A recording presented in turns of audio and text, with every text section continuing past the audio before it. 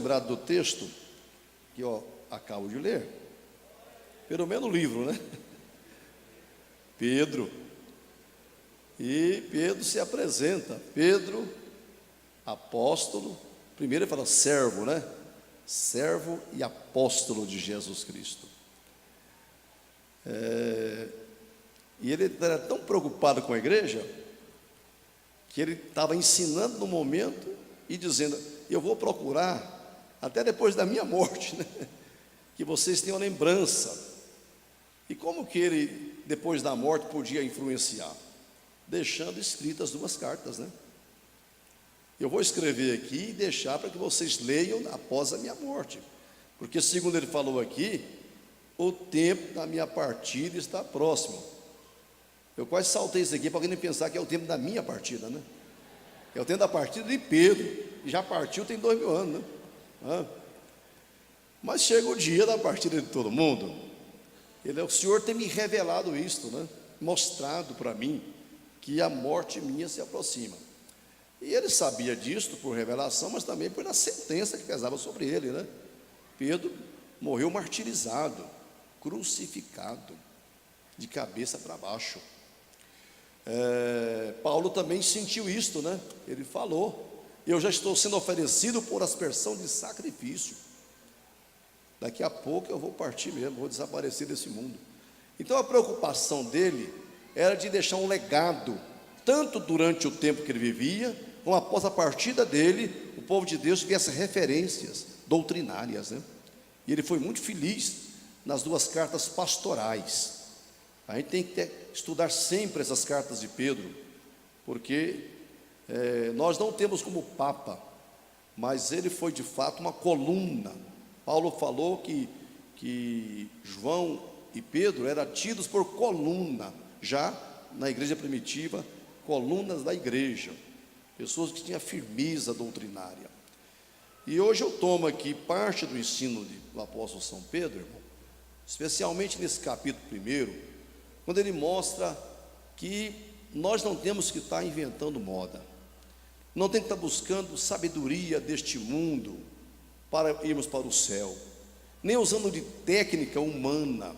Ele está dizendo que a palavra de Deus é suficiente para nós.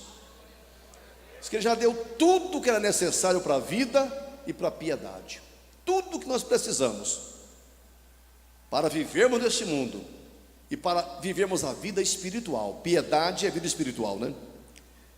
Para vivermos a vida cristã, ele já deu tudo que nós precisamos. Primeira coisa que Deus deu foi o privilégio de nós fazermos parte da natureza divina.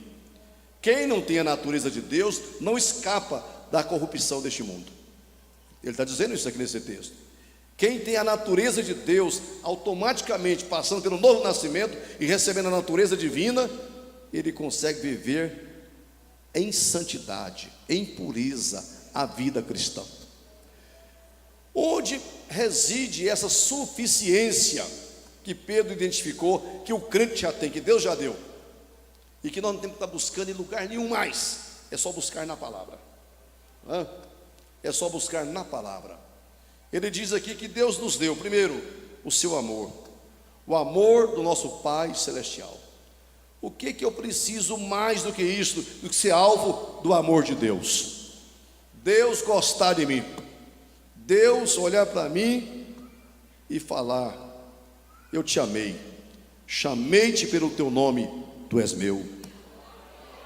Isto nós já temos. Não duvide jamais do amor de Deus. Aliás, alguma coisa que o crente nunca pode duvidar: jamais duvide do amor de Deus. Mesmo passando por doença, prova, privações em toda hora, e parece que Deus não está te amando, não aceite essa acusação contra Deus. Não permita a voz diabólica chegar e convencer você que Deus não te ama mais, esqueceu de você. Jamais duvide do amor de Deus, porque é um amor infalível. Jamais duvide do poder do nome de Jesus. Jamais duvide do poder do sangue de Jesus. Não permita que vozes venham tirar você dessa convicção que Deus te ama, que o nome de Jesus é poderoso e que o sangue de Jesus tem poder para nos purificar de todo pecado. A suficiência, tudo o que eu preciso. Pedro descreve nesse capítulo aqui: Deus nos ama com amor paternal.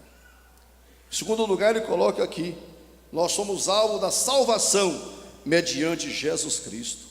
Você não será salvo, você foi salvo, é salvo por Cristo Jesus, que é uma riqueza maior do que esta. Isso é suficiente para nós vivermos a vida e vivermos a piedade. O exercício espiritual aqui. Nesse capítulo ele coloca também que nós temos a intercessão de Cristo por nós no céu. Sua intercessão por nós. Irmão, pense uma coisa: você tem o melhor advogado.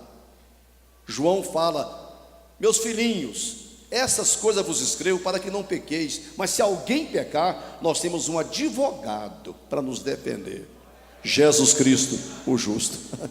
Já viu um advogado bom assim, irmão? Será que tem alguém tão convincente em argumento e com autoridade moral e com média junto ao juiz do que ele? Não tem. Por isso que Pedro, ele já nos deu tudo que nós precisamos para a vida e para a piedade. Nós temos a intercessão permanente de Jesus no céu por nós. Acusadores não faltam, só que eles não levam, não ganham uma causa, porque o advogado nosso não perde causa nenhuma. Aleluia, não perca como advogado, hein? Um dia você o terá como juiz. Hoje é advogado, amanhã será juiz. Mas não tema também o juiz não, porque ele é justo. Ele vai dar só o que a gente merece. Ele não faz injustiça não, fique tranquilo. Você é bonzinho, então descanse, né? Fez nada de errado, tranquilize o seu coração. Ele é justo juiz. Juiz dessa terra aí, não todos, mas na maioria deles, não julga segundo a reta justiça. A palavra condena muito, né? Não julga, ele julga segundo a visão deles, e nem julga segundo a lei mais. Hoje já virou os tribunais, a maioria deles julga de acordo com o que eles querem julgar. Acha que deve ser assim, vai ser assim. Já não, nem segue os princípios, né, legais, muitas vezes não. Já tem outros parâmetros, o advogado aí me olhando, né, sabe disso muitas vezes. Não, agora a questão da afinidade, né, e não sei o quê. A lei diz uma coisa, mas a cabeça dele é outra. Jesus não é assim não, né? Ele julga segundo a reta justiça. Descansa o seu coração. Você tem ele como advogado e o terá como juiz naquele dia. A palavra diz aqui em Pedro: nós temos a habitação interior do Espírito Santo e o batismo com o Espírito Santo. Diz aqui a palavra de Deus, não é? Seu divino poder habita em nós. Qual que é o divino poder? É o Espírito Santo. Nós temos a habitação do Espírito Santo e o batismo com o Espírito Santo em nós. Tudo que eu preciso para a vida e para a vida espiritual, eu tenho. Como por exemplo, a presença do Espírito Santo na minha vida. Meu corpo é templo do Espírito de Deus. Ele habita na igreja, ele mora em nós. Ele veio para morar na igreja. Inaugurou a igreja no dia de Pentecoste. E o Espírito Santo nunca deixou de morar nessa igreja, está sempre aqui. E ele vai permanecer na igreja até que seja arrebatada para o céu. Então, minha irmã, meu irmão, você tem o divino poder habitando em você. O batismo com o Espírito Santo, uma experiência única, especial, subsequente à salvação. Batismo com o Espírito Santo não é salvação, mas é uma coisa que acompanha a salvação. Pedro discursou no dia lá do Pentecoste e falou: olha, essa promessa de Deus. E aqui Pedro fala, ele nos deu grandíssimas promessas, e uma delas é a chegada do dom de Deus, o dom do Espírito Santo, o batismo com o Espírito Santo. A promessa é para vós, é para os nossos filhos, é para os que estão longe, para tantos quanto Deus nosso Senhor chamar. Os chamados têm o direito de receber o dom do Espírito Santo, o batismo com o Espírito Santo. Isso não cessou não. Por isso que ele falou, os que estão longe de Jerusalém, mas longe da história. Jesus, quando orou a oração sacerdotal: Pai, eu não peço só por estes, mas peço por todos que, pela sua pregação, hão de crer em mim. Jesus orou até por você pessoalmente, por mim. Eu oro por aqueles que irão crer em mim ao ouvir o som do Evangelho. Guarde-os do mal, do maligno, né? Santifica-os na verdade. Ele orou por nós, irmão. E essa oração de Jesus não perde a eficácia, não. Só tem 2000 anos, está novinha, né? Ela está bem viva na mente de Deus, o pedido do seu Filho por nós, aqueles que têm de crer em mim. Ele nos deu tudo o que precisamos para a vida e para a piedade. Nos deu o divino poder, a divina unção, a presença do Espírito Santo em nós. Mas ele fala aqui que nós temos a comunhão dos santos. Coisa boa é ser igreja, fazer parte da igreja, a comunhão dos santos, que fortalece a gente, que ministra a bênção da minha vida, que ora por mim, que abençoa o outro. Essa comunhão nos fortalece, essa vida comunitária, essa fraternidade dos santos. Ele falou: Deus deu para vocês isso, deu uma família, deu um corpo, deu a comunhão dos santos, tirou a gente lá de fora e nos fez família de Deus. E eu preciso de um amigo, eu preciso de um irmão que ministre sobre mim uma bênção, né? Eu tenho. Ele nos deu isto, né? Ele nos deu. Falsos irmãos nos amaldiçoam, mas os irmãos nos abençoam. Isso é que é importante, né? É isso que vale. É isso que vale. Mas ele termina o texto lá no versículo 21, dizendo o seguinte: que ele nos deu a inspirada palavra. Aleluia. É tudo que o crente necessita com respeito à vida e à piedade. Ele nos deu a inspirada palavra. Meu irmão, a palavra de Deus é suficiente para nós. Está dizendo isso aqui no texto, porque as escrituras não foram produzidas, fabricadas, escritas por vontade de homem algum, mas homens santos falaram, inspirados pelo Espírito Santo. Aleluia. Estava vendo agora lá em Israel, eles estão escavando até hoje, né? Arqueologia procurando, e agora, coisa do mês passado, eles encontraram mais alguma porção da escritura do tempo dos reis de Israel, confirmando exatamente cidades antigas, portões que a Bíblia registra, foram encontrados, do jeito que o texto diz. Como é que vão questionar a palavra de Deus? Vocês estão lá buscando comprovação do que a palavra diz. E aí o primeiro-ministro de Israel falou: nós estamos resgatando a nossa história, estamos descobrindo as nossas origens, tal como a Escritura diz, tal como a Bíblia diz. Aleluia. Você não precisa de mais nada, irmão. Você tem a palavra de Deus, você tem a Bíblia, tem a revelação inspirada de Deus. É só meditar nela dia e noite, é só ler para lá e para cá, amar a palavra, estar meditando, porque tudo que você precisa está aqui na palavra de Deus. Está aqui. É muito bom, né, os estudiosos aí que trazem coisas de fora para comprovar algo sobre a Bíblia. Mas se não tivesse isto, nós não dependemos dessas coisas para viver. É bom que tem os teólogos que vão procurar esses ensinamentos, né, corroborando com a palavra de Deus. Mas você que é um simples crente, uma irmã que não tem esse conhecimento, descanse. Você já tem tudo o que você precisa para viver a vida cristã, para ser um crente de verdade. Deus te deu uma inspirada palavra aqui, ó, verdadeira. Só que Pedro coloca uma segunda verdade em tudo que eu estou falando aqui. Ele diz: olha, está tudo aqui à disposição de vocês. Então, coloca nisso toda a diligência. Toda a diligência. Vocês sabem que você não pode simplesmente achar que uma vez salvo, salvo para sempre. Ele diz aqui: procurai com diligência processar cada dia a sua salvação. Como que é isso? Processar a minha salvação. Todo dia cuide da sua riqueza espiritual, zele do dom de Deus, da salvação que Deus te deu. Não vá nessa onda que uma vez salvo, salvo para sempre. Não. Há uma salvação do ponto de vista humano, subjetivo, e você tem que construir no dia a dia. Por isso que ele diz: acrescentai 7 virtudes. A tudo isto, você tem que acrescentar 7 virtudes. Quer dizer, lute continuamente, não descanse, para você crescer espiritualmente. Sempre. Ele diz isso aqui no texto, não é?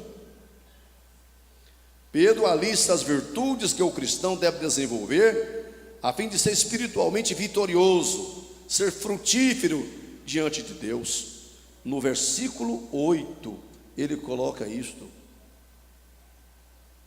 portanto, se em vós houver e aumentarem estas coisas, não vos deixarão ociosos nem estéreis no conhecimento de nosso Senhor Jesus Cristo. Portanto, irmãos, o versículo 10 diz: procurai fazer cada vez mais firme a vossa vocação e eleição, porque fazendo isso, jamais ou nunca jamais tropeçareis. É dar continuidade à fé, é viver a vida cristã, é sempre procurar melhorar, crescer espiritualmente. Ele diz aqui: acrescentai, pondo nisso toda diligência, acrescentai à vossa fé. Você tem fé? Recebeu fé? Creu em Deus? Abraçou a salvação? Ok. Acrescentai à vossa fé a virtude, as qualidades, o poder. Coloque virtude na sua vida, boas qualidades, coisas boas. Acrescentai à vossa virtude a ciência, o conhecimento. Procure conhecer sempre mais da revelação de Deus. Acrescentai à ciência a temperança acrescenta a paciência acrescente piedade, a piedade acrescente amor fraternal. Amor fraternal, você tem que chegar no máximo, que é o amor, a caridade, não é? Que aí não tem mais valor nenhum acima disto. Jesus falou que o principal valor da vida cristã é o amor. É o amor. É o ideal de Deus. É viver a lei do amor. Não é movido, pressionado por nada nesse mundo não, mas é movido pelo amor. O amor de Deus. Amor fraternal é uma coisa boa, mas maior que o amor fraternal existe o amor de Deus. Acrescente amor de Deus na sua vida. Busque isso sempre. Busque isso sempre. Essa palavra de Deus é para a gente não conformar. A nossa fé e salvação não são automáticas em nós, do ponto de vista subjetivo. Salvos somos até o ponto que nós perseveramos fiéis ao Senhor. A palavra diz: ser fiel até a morte, e dar-te-ei a coroa da vida. Não vale ser fiel um tempo e depois deixar. Com diligência vamos nos esforçar e buscar graça de Deus para acrescentar à nossa fé essas qualidades espirituais que Pedro coloca aqui. Fazendo isso, jamais tropeçareis. Tropeça quem descuida, quem relaxa, quem não coloca diligência, esforço, aí ele não consegue chegar lá do outro lado. Mas quem está empenhado, como eu vejo essa igreja aqui hoje, veio aqui ouvir a palavra, veio aqui adorar, veio aqui crescer, veio aqui amar a Deus, veio louvar o Senhor. Esse é o empenho nosso. Isto é uma continuidade que tem que ter. Amanhã de manhã prossegue, à tarde, depois de amanhã, enquanto Jesus não volta, nós estamos procurando acrescentar essas virtudes à nossa vida espiritual, sempre melhorando no Senhor. Jamais se acomode, porque o comodismo é uma grande arma que o diabo usa contra os crentes. A acomodação é eles achar que não precisa mais orar, que não tem mais que ler Bíblia, que não tem mais que jejuar, que não tem que contribuir, que não tem que ir no culto, e ele fica acomodado, e daqui a pouco ele se vê sem forças, sem forças. Mas aquele crente que segue a recomendação do pastor Pedro, que diz: pondo nisto toda a vossa diligência, esforço, diligência, o tempo todo, você nunca vai tropeçar. Faça cada vez mais firme a sua vocação, a sua eleição, a sua salvação. Eu disse agora no programa, no dia da eleição, né?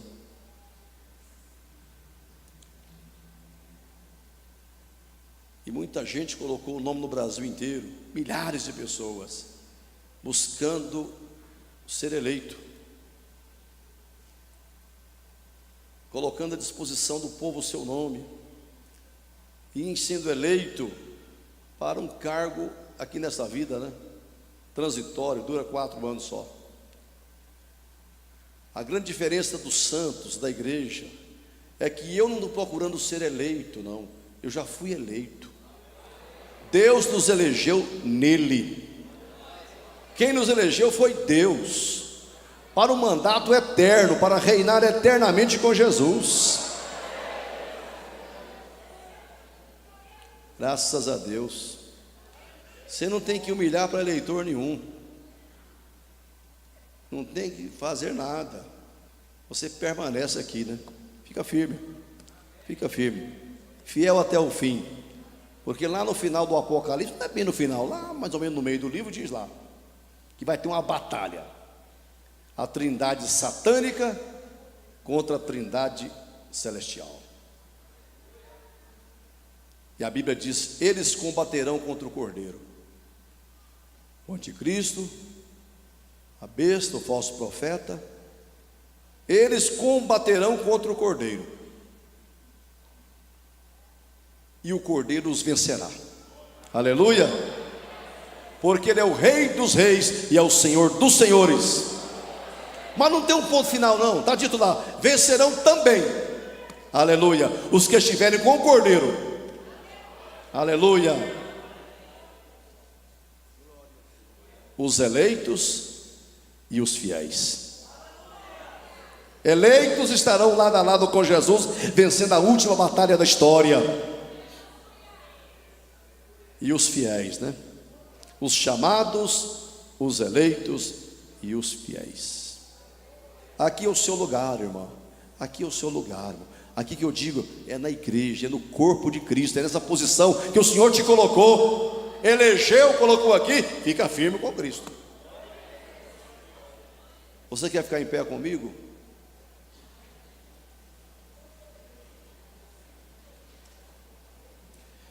Glória a Jesus.